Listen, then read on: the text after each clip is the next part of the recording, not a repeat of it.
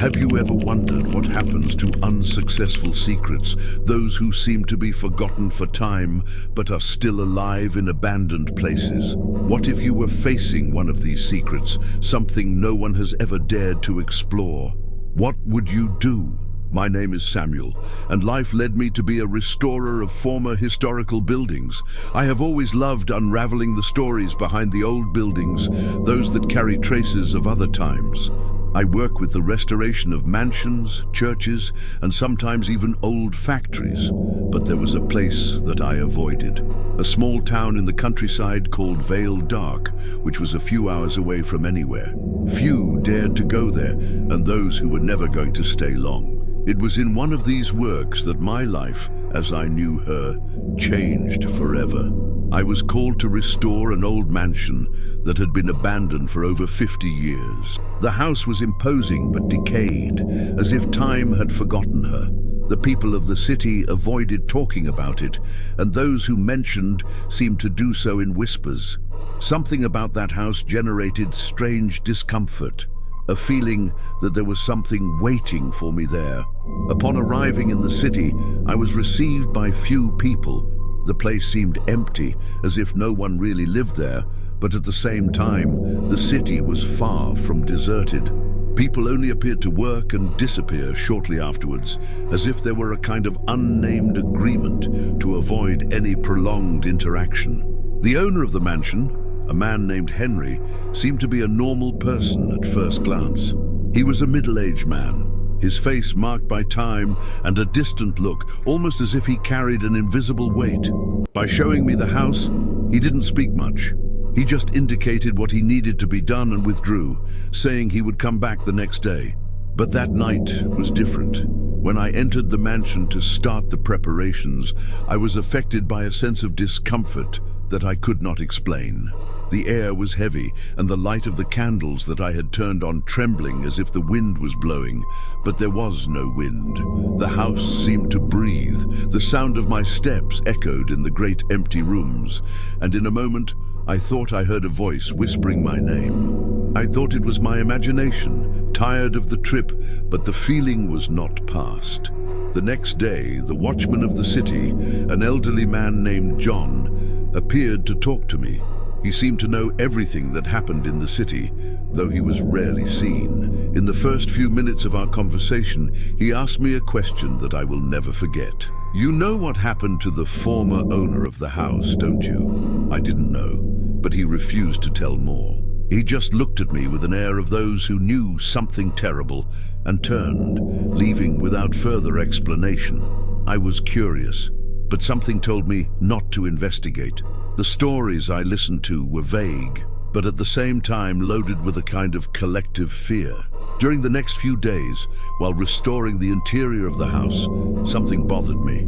I was beginning to see shadows on the walls, heard steps that could not be explained, and felt an invisible presence watching me all the time.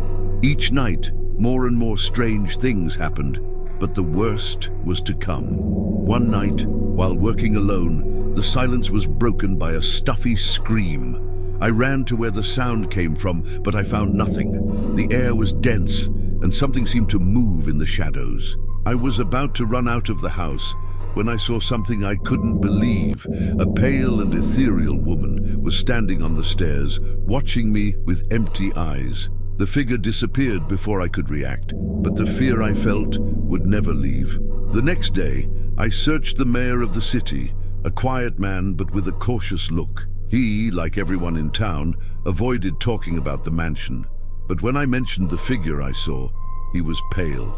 "You must leave, Samuel. The house has a story that cannot be unearthed," he said, with an urgency that did not seem common. From that moment on, I realized that I was stuck in something much bigger than I could imagine.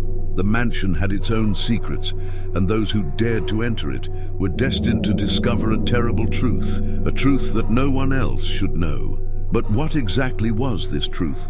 Why did everyone in town fear that place so much? Deep down, something inside me knew I was about to find out something that would change my life forever.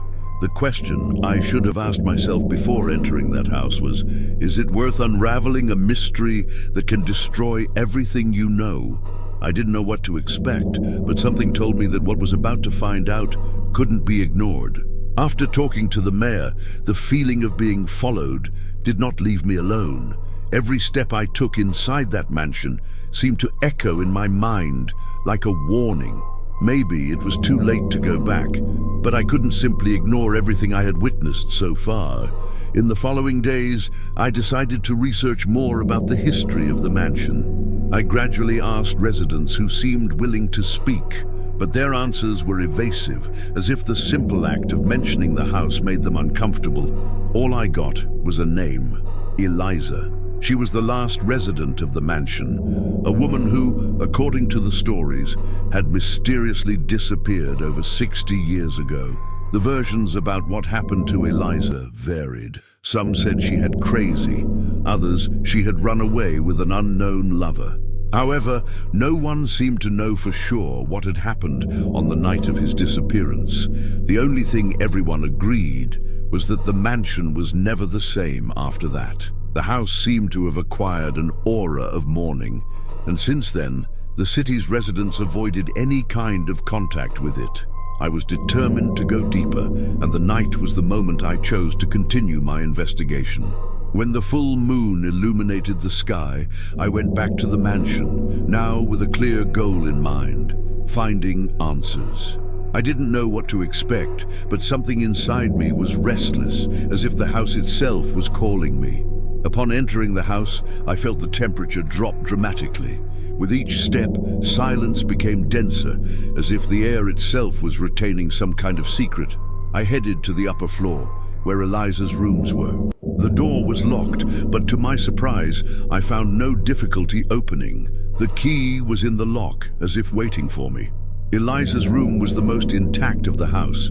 It seemed that she had left everything in order, as if you were about to leave but would never return. On top of the desk, I found a partially undone letter with the name of Eliza written by hand. The letter was incomplete, but the words I could read were disturbing.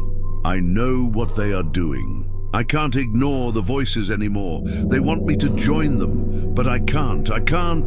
The letter ended abruptly, and a feeling of dread involved me. The words seemed to reflect a mental torment, as if Eliza had been in contact with something beyond the ordinary, something that was possessing or controlling it. A shiver traveled my spine. Is that what was happening to the house? Was any invisible force acting there, waiting for the next victim? Suddenly, I heard a weak sound from the bottom of the hallway. It was a sigh, almost imperceptible, but of course enough to stop me. The wind, which was once calm, began to blow through the cracks in the windows, and the whisper seemed to intensify.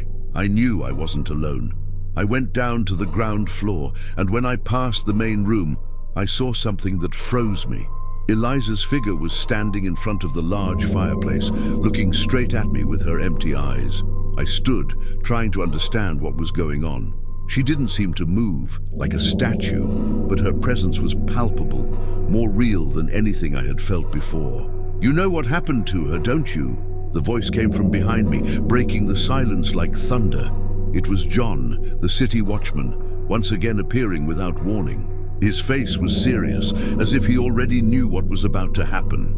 He slowly approached me, his fixed gaze in the figure in front of me. "You must leave now," he said urgently in his voice. "The house won't let you go. Eliza is not the only one. The house is alive, and she doesn't want to be forgotten." I didn't know what John meant with that, but I didn't have time to ask. The figure of Eliza began to move, her steps dragged and almost invisible, and before I could react, the house seemed to close around me, as if an invisible force was holding me. The wind increased, and the doors and windows beat violently, as if the house was reacting to my presence. John pulled me by the arm, forcing me to leave the house before it was too late. "This is not what you think. It's not just a spirit," he said, panting. "This house carries something much older, something no one could ever control. We can't fight her." As we walked away from the mansion, the feeling of being observed pursued me. The light windows were on, although no one was there. Eliza's figure, now motionless, seemed to be watching me from above, as if I knew I had discovered her secret. Worst of all, I didn't know what was real anymore, and what wasn't. I had crossed the line between what was explainable and the inexplicable, and the only thing left to me was a question that could not answer. Is the house what makes it alive, or is the presence of Eliza that feeds the energy her? I couldn't sleep that night.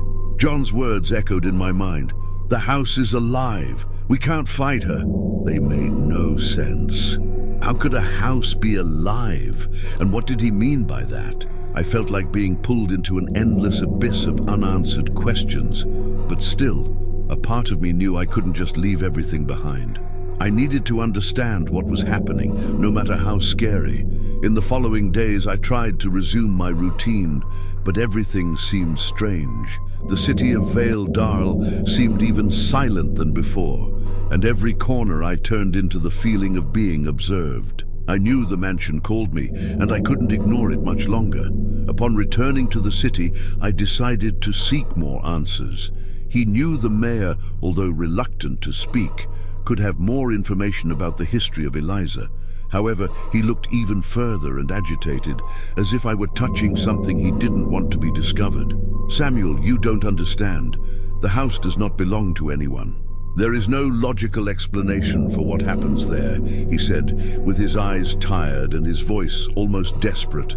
Eliza, she wasn't just a woman. She was the key to something much bigger than you can imagine. When she disappeared, something was unleashed in the house, something that should never have been released. The mayor looked around as if he feared being heard before continuing. The house is linked to an old service, a service that believed that the souls of the dead could be used to bring something much more powerful to life. When Eliza entered the service, she not only became part of the house, but something more, something that turned her. When she disappeared, her soul was left behind, stuck between the worlds, and the house absorbed it. I was silent, trying to soothe his words. What he was saying was crazier than anything I had imagined. But as he looked at the mayor's face, I saw that he firmly believed in his words. Before I could ask more, the mayor interrupted me. The only way to stop this, Samuel, is that you destroy the house. But if you do that, you will release something much worse, something that cannot be contained. I left your home even more confusing than before, with the weight of your words oppressing me. I had to go back to the mansion. I didn't know how, but something in me felt that the answer was there, waiting for me. Maybe I was a fool, but I couldn't walk away anymore. I needed to see the truth with my own eyes. That night, I went again. This time, there was no hesitation anymore. I knew what I wanted to find, and I was willing to face anything. When I reached the mansion, the atmosphere was even more oppressive than before.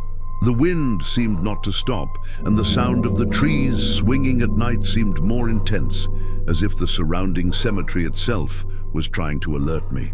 I entered the house, and when crossing the hall, something was different. There was more presence than before, as if something was clustering in the shadows, watching me with every step. The feeling of being followed was stronger, and the smooth whisper I had last heard was now more audible, more urgent. I went up to Eliza's room again. The door was ajar, as if waiting for me. Upon entering, the air was dense, and the window was open, letting the moonlight invade the environment in a ghostly way. The room looked darker than before, as if the shadows took life. I went to the desk where I found Eliza's letter and got it again. As I read the remaining words, a feeling of cold traveled my body. Eliza knew something. She knew she was being controlled, that she was becoming part of something bigger. I was about to leave when I heard the sound of something being dragged on the floor. I looked back and saw a figure approaching the door, a human, shaped but distorted figure, as if pulled out of his own existence. She was almost there, with her eyes fixed on me, those empty eyes of Eliza. The house began to moan as if in pain, and the sound of the wind increased, as if trying to swallow me. "You can't go out now," a cold voice said from somewhere behind me. It was John, the watchman. He appeared once more, but this time he no longer seemed to be just an observer. He was pale, and his gaze was empty. "They know what you're doing, Samuel. They know that you came to look for answers. And you know what happens to those who try to unravel the secret of the house." I looked at him, but I couldn't answer. Fear took over me, and the truth seemed to be about to be revealed. The house did not want to be undone. She wanted more. She wanted something from me. And I knew that to escape, I would have to face something I couldn't understand. Eliza's figure slowly approached, her now fixed eyes on me with a frightening intensity. What would happen to me? The house was about to absorb me, just as she had done with all the others who dare to enter. The air seemed to be denser than ever. Every breath was an effort, and Eliza's eyes, or what was left of her, were now fixed on me. His empty eyes were not of a lost soul, but of an inhuman presence which seemed to be aware of every thought I had. And with the sound of the wind cutting the cracks of the mansion, the walls seemed to approach, as if the house was alive, absorbing the tension I felt. I was paralyzed, my body wanting to run, but my mind preventing me. The truth was imposed before me. The mansion was not just a building. She was an entity, a force that fed on fears, lost souls, pain. And Eliza was not a victim. She was the key to what the house had become, the guardian of a secret that many had tried to hide. "You can't leave, Samuel." Eliza's voice projected himself in the air, but it wasn't just his voice. It was something more, something collective, a wave of intentions that seemed to involve the whole house. The house chose you. Now you are part of it. I tried to speak, but the words came out of place, as if an invisible weight was crushing my throat. John's gaze, the watchman, was farther now, as if he was becoming part of his own environment, his empty expression reflecting the collective pain of all who had entered there. He watched me with a silent penalty, but made no movement to help me. "Did you know what would come, didn't you?" he asked, his voice almost inaudible. "All who come in become part of the house, and the house never forgets." I looked around, looking for a way out, but I knew there was no way to escape. The house had me like a prey, and there was nothing left to do but face what it really was. The mansion had been built on a dam base, a base of ancient rituals, and the worship that the mayor had spoken was not a story of crazy. It was a truth that I was beginning to understand slowly as the house seemed to feed on my own anguish. Suddenly a strange light illuminated the hall. The window of Eliza's room, which was once open, closed on her own. The sound of a door grinding in the distance indicated that something moved in the depths of the house. Something old, something I expected for me. I no longer knew if the house was alive or if I was dying, swallowed by the presence of that place. "You have to choose, Samuel," Eliza's voice said, clearer now, almost as if she were by my side. "You can destroy everything. You can release the stuck souls here, including mine, but know that in doing so, you will release too, he." I didn't know what it meant until I saw a shadow forming at the end of the hallway. She dragged on slowly, her distorted form as if trying to solidify in the real world. It was an old presence, and the terror she conveyed was palpable. Something that had been invoked in the past, an entity that needed the mansion to manifest, and now she was about to be released. This is what Eliza wanted to warn me. The house was not just feeding the dead, but also something much older, which had been imprisoned there. I understood. I needed to destroy the house, but that would mean freeing something that should never get out of darkness. Something that, unlike the other spirits, did not seek peace. Something that sought destruction. "You have only one choice, Samuel." Eliza's voice echoed one last time. "Die here, or make the final sacrifice. Release everyone, or condemn the world to what is to come." The shadow approached, his red eyes shining in the dim light. I knew there was no way to escape. I had two options: destroy the mansion and release the imprisoned spirits, including my own, or allow the entity to break free and destroy everything around it. Whatever it was, the choice would not be easy. In a desperate act, I ran to the center of the mansion. The feeling of being consumed by something bigger took me completely, but at the same time, I knew the ritual needed to be interrupted. I just had one chance. I looked at the walls, feeling the warmth of the house around me. The ancient brands of the cults were in every corner of the mansion, as if they were watching me. With the last strength I was left, I sought something, anything, to break with the evil I lived there. That was when I found an old, dust-covered book that seemed to be the key to the ritual. The words in him were in a language that I did not understand, but when reading the inscriptions, something was illuminated within me. A heat wave traveled my body, and the walls began to tremble. The entity, now visible, with a body that seemed made of pure darkness, advanced toward me, but it was too late. The book was open, and the words began to unfold in the air, creating a beam of bright light that illuminated the whole place. "No!" the shadow shouted, but his voice was drowned out by the intense shine. "You can't stop me!" And at that moment, I saw the house being consumed by such a strong light that darkness seemed to be swallowed. The sound of the house breaking echoed like an explosion, and I felt that everything was falling around me. When the shine finally dissipated, I was back abroad, outside the mansion. The shadows had disappeared, and the weight on my shoulders had relieved. But what did I do? I had destroyed the house, but at the cost of releasing all souls trapped there. What was left now was a free city, but marked by the memory of that dark place. I would never know what happened to the entity, nor what happened to Eliza. But what I knew was that the mansion of Dark Valley would never be forgotten. And the question that was still surrounding my mind was, if something could exist, what else could be lurking, waiting to be discovered?